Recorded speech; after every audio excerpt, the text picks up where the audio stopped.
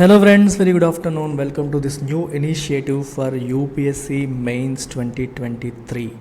మీరు UPSC prelims clear చేసినట్లయితే mains preparation is with us. It's a free initiative. UPSC mains కోసం test series, critical analysis of your answers and we will also provide model answer. Online, offline రెండు మోడ్స్లో అందిస్తున్నాం. Offline మనకి హైదరాబాద్లో ఇది మనం అందించడం అనేది జరుగుతుంది. ఈ నెంబర్కి మీరు కాంటాక్ట్ చేసి సూపర్ 30కి ఫ్రీగా జాయిన్ కావచ్చు. ఇవాళ నేను హ్యాండిల్ చేయబోయేది పబ్లిక్ అడ్మినిస్ట్రేషన్ ఆప్షనల్లో ఇచ్చిన ఒక ప్రీవియస్ ఇయర్ క్వశ్చన్ ఎలా హ్యాండిల్ చేయాలనేది మనం ఇవాళ చూద్దాము. సో ఆప్షనల్స్కి కొత్త బ్యాచెస్ ఈ 2 days బ్యాక్ స్టార్ట్ అయ్యాయి. పిఎస్ఐఆర్, పబాడ్, సోషియాలజీ, యాంథ్రో, తెలుగు లిటరేచర్, వీటిలో మీరు ఏది ప్రిపేర్ అవుతున్నా సరే మన కొత్త బ్యాచెస్లోకి మీరు వచ్చేయచ్చు. 30th June లోపు వస్తే ఈ ఫీజు. కాకపోతే న్యూ బ్యాచెస్ ఆల్రెడీ స్టార్ట్ అయ్యాయి 2 days బ్యాక్. మీకు 2 days back new batches start అయ్యాయి కాబట్టి మరి డిలే చేయకుండా వచ్చే ప్రయత్నం చేయండి. 2 days బ్యాక్ స్టార్ట్ అయ్యే క్లాసెస్. ఈ నెంబర్కి మీరు కాంటాక్ట్ చేసి వచ్చేయచ్చు. సో ఇవాళ మనం చూడబోతున్న క్వశ్చన్ ఏంటి? ఇది 2019 యూపీఎస్సీ మెయిన్స్లో అడిగింది. పబాడ్లో red light and green light theories provide contrasting approaches to the role of administrative law. Which of the two theories will be effective in achieving the objectives of administration law లేదా administrative law? Justify your choice అని చెప్పడం జరిగింది. So ఇక్కడ ఏం చెప్తున్నారంటే administrative లా యొక్క ఆబ్జెక్టివ్స్ని achieve చేయడంలో ఈ రెండు థియరీస్, ఇక్కడ ఉన్న రెండు థియరీస్ ఏంటిది? రెడ్ లైట్ థియరీస్ మరియు గ్రీన్ లైట్ థియరీస్. ఈ రెండింట్లో ఏది ఎక్కువ ఎఫెక్టివ్? ఆ రెండు కూడా కాంట్రాస్టింగ్ అప్రోచెస్ని ఆఫర్ చేస్తున్నాయని చెప్పేసి క్లియర్గా రాయడం జరిగింది. అయితే దీంట్లోకి వెళ్ళే ముందు అసలు అడ్మినిస్ట్రేటివ్ లా అంటే ఏంటి అనేది ఒక చిన్న అండర్స్టాండింగ్ ఇచ్చి నేను మీకు దీనికి ఆన్సర్ ఎట్లా రాయాలో ఒక అప్రోచ్ చెప్పి తర్వాత మోడల్ ఆన్సర్ నేను డిస్ప్లే చేస్తాను. ఫస్ట్ ఆఫ్ ఆల్ అసలు అడ్మినిస్ట్రేటివ్ లా అంటే అర్థం ఏంటి అనేది మనం ఒకసారి డిఫైన్ చేద్దాము బేసిక్స్ లాగా. తర్వాత మనం అప్రోచ్ ఎలా ఈ క్వశ్చన్ ఎలా హ్యాండిల్ చేయాలి, మోడల్ ఆన్సర్ ఏంటి అనేది ఒకసారి చూద్దాం.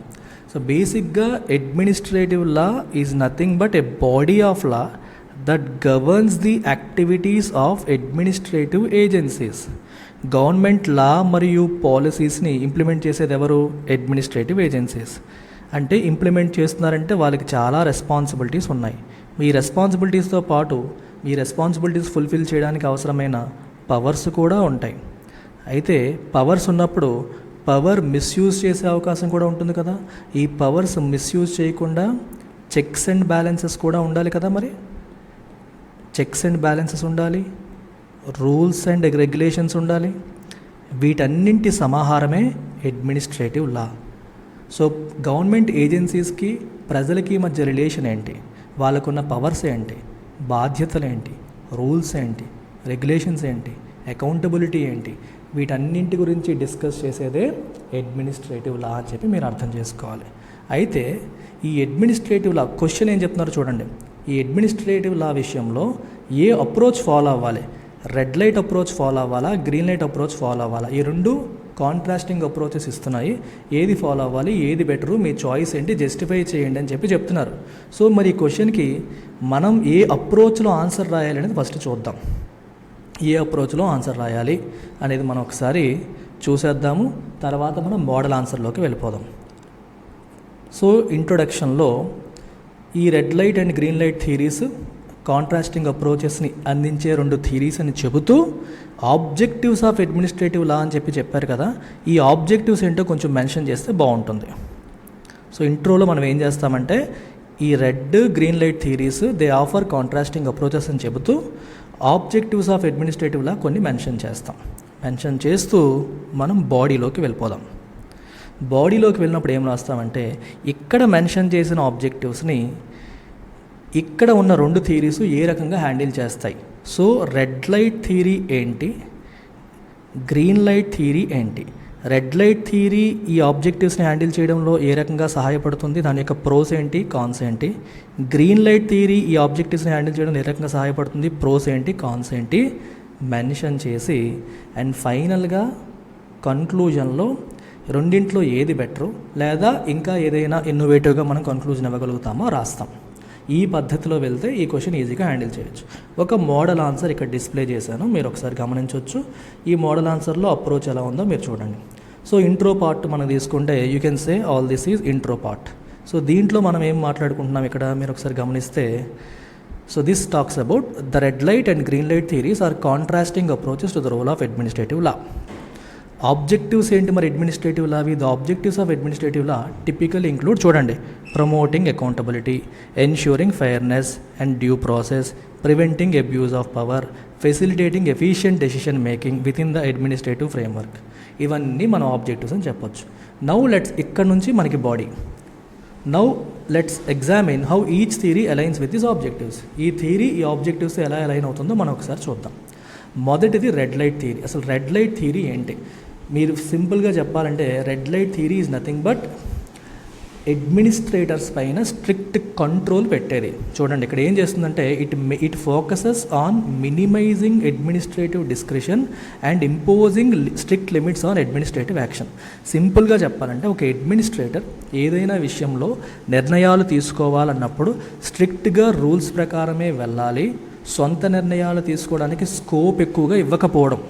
సొంత నిర్ణయాలు తీసుకునే స్కోప్ ఇస్తే, అంటే డిస్క్రిషనరీ అథారిటీ తనకు ఎక్కువగా అందిస్తే ఆ పవర్ని అతను మిస్యూజ్ చేసే అవకాశం ఉంటుంది. కాబట్టి ఎక్కువగా డిస్క్రిషనరీ స్కోప్ ఇవ్వకుండా స్ట్రిక్ట్ లిమిట్స్ పెట్టి కంట్రోల్ చేస్తే, అటు కంట్రోల్ చేయడం ద్వారా అబ్యూజ్ ఆఫ్ పవర్ జరగకుండా మనం ఆపగలుగుతాము. రూల్ ఆఫ్ లా ప్రకారం వెళ్తూ అబ్యూజ్ ఆఫ్ పవర్ జరగకుండా మనం ఆపగలుగుతాము, వాళ్ళని స్పెసిఫిక్ లీగల్ స్టాండర్డ్స్కి ఎడ్హీర్ అయ్యేలా చేయడం ద్వారా. సో దీనివల్ల అడ్మినిస్ట్రేటివ్ లా యొక్క ఆబ్జెక్టివ్స్ అయిన promoting accountability, ensuring fairness, preventing arbitrary decision making లాంటివి ఫుల్ఫిల్ అవుతాయి. అయితే సమస్య ఏంటి? ఎక్కువ రూల్స్తో మనం ఉక్కిరిబిక్కిరి చేయడం వల్ల కొన్ని సందర్భాల్లో ఎఫిషియంట్ డెసిషన్ మేకింగ్ చేయలేరు.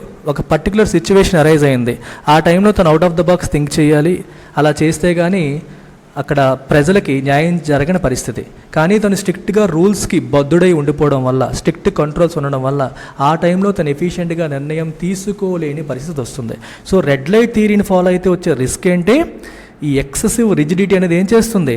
తన అడ్మినిస్ట్రేటివ్ ఎఫిషియన్సీని దెబ్బతీస్తుంది. ఎవాల్వింగ్ అంటే కొన్ని అనుకోని సర్కమ్స్టాన్సెస్ ఏదైనా ఎదురైనప్పుడు తను ఎఫిషియెంట్గా, ఫ్లెక్సిబుల్గా రెస్పాండ్ అవ్వలేని పరిస్థితి క్రియేట్ చేస్తుంది. సో రెడ్ లైట్ థియరీ వల్ల మంచి ఉంది, చెడు ఉంది. చెడు జరగకుండా, ఫస్ట్ ఆఫ్ ఆల్ తప్పు జరగకుండా ఆపుతుంది. కొన్నిసార్లు మంచి జరగనీయకుండా రూల్స్తో కట్టేస్తుంది. ఇది రెడ్ లైట్ థియరీ. అలాగే మీరు గ్రీన్ లైట్ థియరీకి వచ్చారనుకోండి, దానికి ఆపోజిట్. ఇది దేనిపైన ఫోకస్ చేస్తుంది? It advocates for more flexible and permissive approach. అంటే సిచ్యువేషన్కి తగ్గట్టు అడ్మినిస్ట్రేటర్ డిస్క్రిషనరీ థింకింగ్, అంటే సొంతంగా నిర్ణయాలు తీసుకొని ఆ సిచ్యువేషన్కి తగ్గట్టు ఉండేలాగా ఫ్లెక్సిబిలిటీ ప్రొవైడ్ చేసేది గ్రీన్ లైట్ థియరీ. సో దీంట్లో మనకి వాళ్ళకి గ్రేటర్ డిస్క్రిషన్ అనేది ఉంటుంది.